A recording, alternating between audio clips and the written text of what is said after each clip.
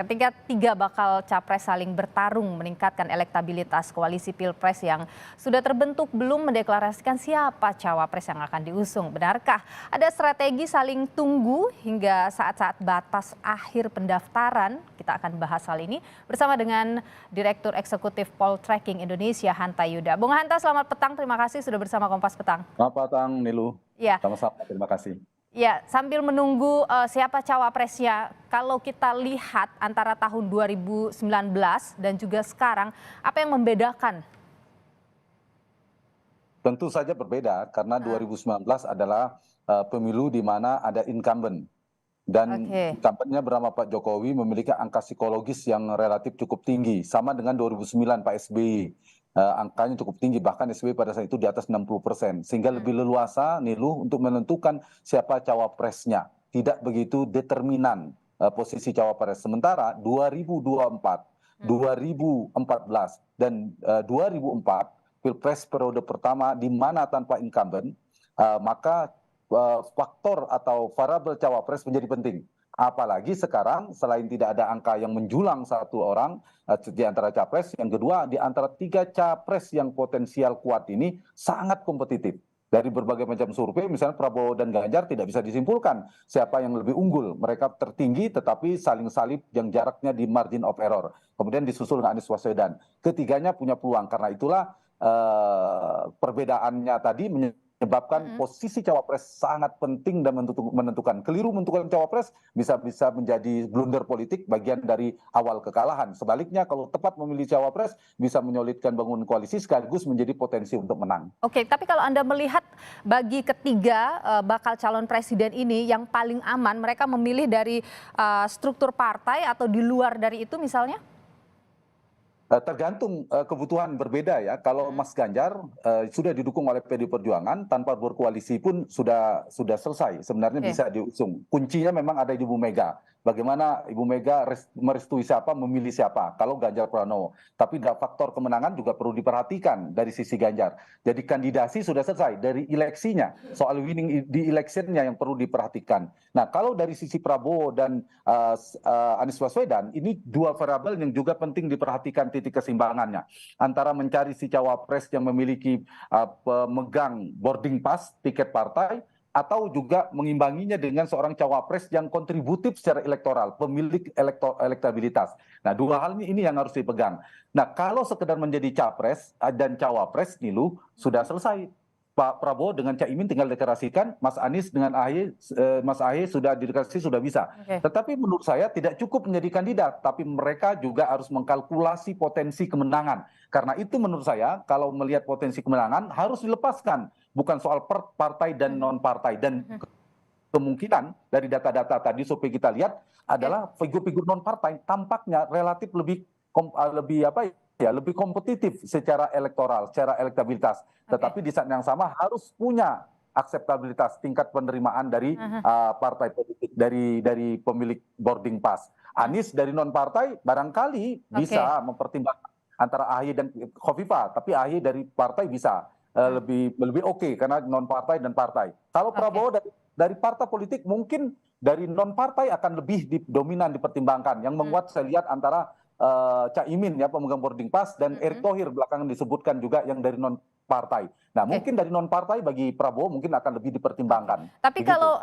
melihat situasinya sekarang di partai politik dan juga koalisi yang bergerak begitu, Anda melihat mungkinkah partai-partai koalisi itu akan menerima kalau ternyata itu di luar dari partai politik?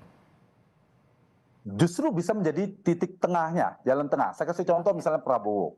Prabowo ada dua partai yang akan bergabung yang sama kuat. Satu PKB sejak awal, pemegang boarding pass-nya, tiketnya adalah Caimin. Yang kedua ada Golkar yang katanya juga akan bergabung bersama Prabowo, yang sudah diputuskan oleh Partai Golkar, capres bahkan adalah Pak Erlangga. Nah, posisi cawapres itu diperebutkan kedua-duanya. Nah, bisa jadi keduanya bukan menjadi pilihan, jalan tengahnya karena sama-sama bertarung untuk mendapatkan insentif elektoral berupa kotel efek ekor jas, maka mereka menyerahkan akhirnya kepada non partai kalau begitu. Nah, di sini posisi non partai menjadi salah satu variabel solusi jalan tengah bagi Prabowo, tapi di saat yang sama bukan segera non partai, tapi dia juga harus komplementer untuk melengkapi Prabowo dari sisi elektoral, dan juga kalau terpilih dari sisi governability. Ini yang saya kira menjadi faktor. Kemudian di Pak Anies misalnya, variabel non partai ini agak dominan karena begitu beda dengan Prabowo satu partai sudah cukup. Kalau di Anies itu butuh 3 partai. Nah, di sana kuncinya apakah Nasdem yang tetap harus menginginkan Kofifa atau ternyata mengalah akhirnya Pak SBY dan Demokratnya menginginkan AHY.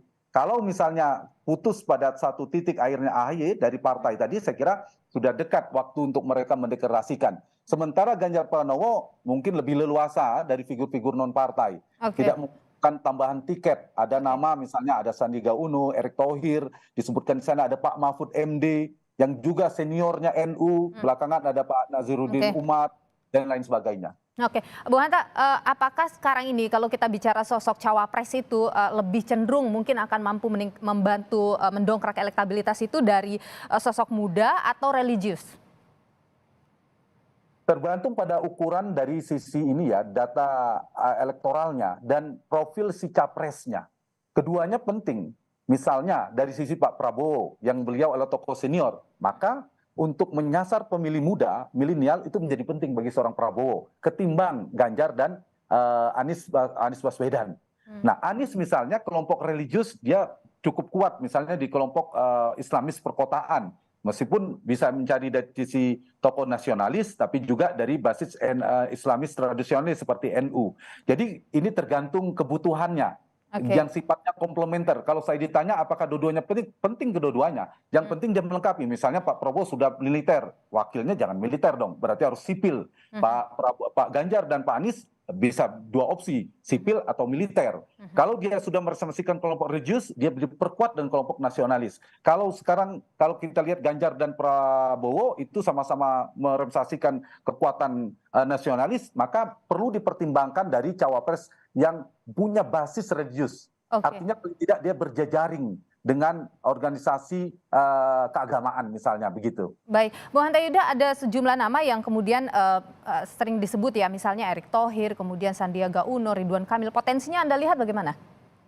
Dari elektabilitas saya setuju mereka ada nama-nama yang potensial yang akan saya kira dibidik oleh para capres-capres itu. Dari nama, bahkan nama yang disebut oleh Nilu adalah nama-nama yang disebutkan oleh Pak Jokowi kan, namanya Erick Thohir, Sandiaga Uno, Ridwan Kamil dan seterusnya, Pak Mahfud.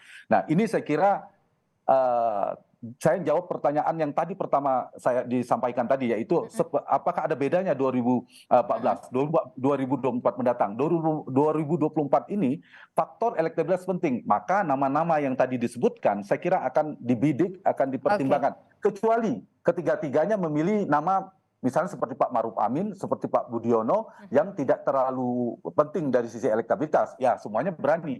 Tapi kalau saling menunggu satu tiba-tiba mengeluarkan punya potensi elektabilitas, mereka akan mengeluarkan dari sisi elektabilitas. Nah, dari dua itu pilihannya apakah dari basis dia sendiri yang akan dimaksimalkan pilihan opsinya atau mencari basis lawan untuk memecah basis lawan. Ditambah tadi Nilu bilang saling melengkapi tadi, faktor NU menjadi penting ya, terutama Pak Prabowo dan Mas Ganjar. Yang kedua, faktor Pak Jokowi. Siapa cawapres yang merepresentasikan figur Pak Jokowi yang memiliki terasosiasi kuat Pak Jokowi.